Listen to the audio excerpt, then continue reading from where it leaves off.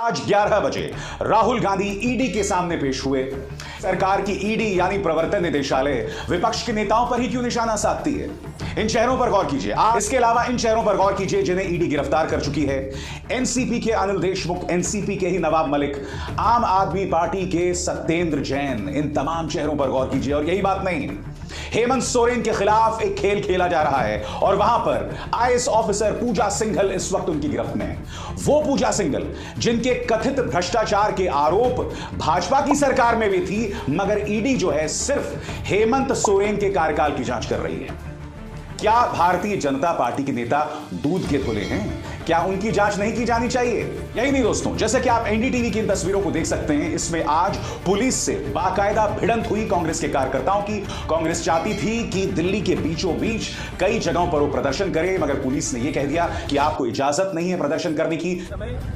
इस बस में कांग्रेस के कई नेताओं को फतेहपुर बेरी ले जाया जा रहा है। दिल्ली के तमाम जेलें भर चुकी हैं, लेकिन कांग्रेसियों का हौसला बुलंद है। हम फिर से प्रयास करेंगे। अभी मल्लिकार्जुन खड़गे जी, अशोक गहलोत जी, जयराम रमेश जी, मुकुल वासनिक जी, दिग्विजय सिंह जी, दीपेंद्र हुड्डा जी, रंजीता रंजन जी, पीएल पुनिया साहब, गौरव गोगोई साहब, मीनाक्षी नटराजन जी, हमारे साथ कई ऐसे कांग्रेस के नेता हैं जो सुबह से जूझते हुए ईडी के ऑफिस के बाहर जाने का प्रयास करते रहे, लेकिन हमें अब फतेहपुर बेरी ले जाया जा रहा है। सत्य को आवरण की जरूरत नहीं, न उसे दबाया जा सकता, न झुकाया जा सकता।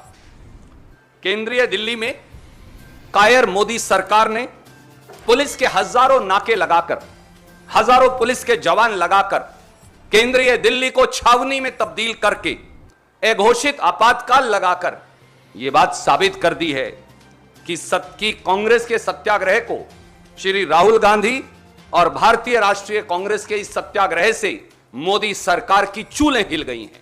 जैसा कि आप जानते हैं दोस्तों, ईडी के सामने राहुल गांधी और उनकी मां सोनिया गांधी की पेशी की बात हो ही रही है। ईडी के सामने उन्हें पेश किया जा रहा है और इससे पहले आप जानते हैं कि विपक्ष के नेताओं पर भी कई मुद्दों पर गाज गिरेगी। तो राहुल गांधी के नाम पर ही सही, कांग्रेस इस मुद्दे पर खासी उग्र दिखाई दे रही है। कांग्रेस जो है वो लगातार हमला बोल रही है मोदी सरकार पर, और जैसा कि आपने रणदीप सुरजेवाला को सुना, मोदी, प्रधानमंत्री नरेंद्र मोदी डर गए हैं और यह सब कुछ जो हो रहा है उन्हीं डर के परिणाम के चलते हो रहा है। मगर मैं आपसे वो सवाल फिर से पूछना चाहता हूं जो मैंने कार्यक्रम की शुरुआत में पूछा, क्या बीजेपी के नेता दूध के धुले हुए हैं? और क्या बीजेपी को लगता है कि जिस दिन वो सत्ता से बाहर जाएगी तो जो तमाम कारनामे इस वक्त दिखाई दे रहे हैं, जिस पर मीडिया से लेकर तमाम लोग पर्दा डाल रहे हैं, क्या उसकी चर्चा नहीं होगी?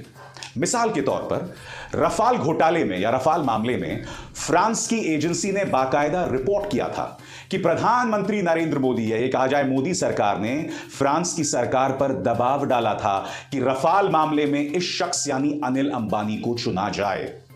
जी हां, बाकायदा ये दबाव डाला गया था और बात यहां नहीं रुकती है।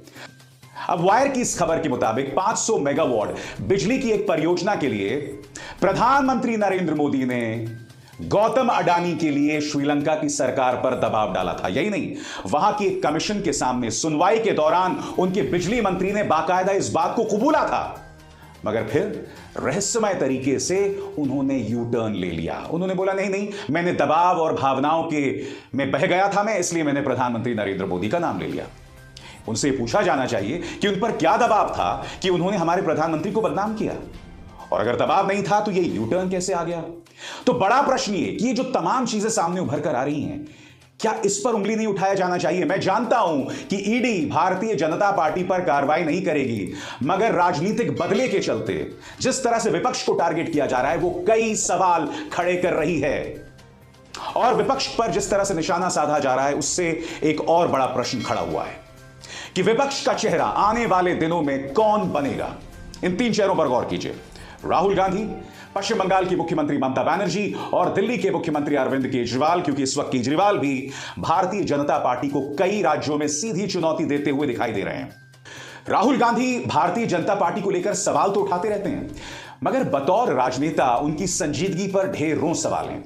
इसके अलावा जहां पर भी राहुल गांधी का सीधा मुकाबला प्रधानमंत्री नरेंद्र मोदी से होता है या कांग्रेस का सीधा मुकाबला भारतीय जनता पार्टी से होता है, वहां या तो वो चुनाव हार जाते हैं या कुछ दिनों बाद उनकी सरकार ही पलट जाती है। तो कहीं ना कहीं राहुल गांधी के कौशल पर लगातार सवाल किए जा रहे हैं। सब्सक्राइब कीजिए न्यूज रिएक्शन चैनल को और प्रेस कीजिए नोटिफिकेशन बेल को ताकि आप पास के लेटेस्ट न्यूज अपडेट्स सबसे पहले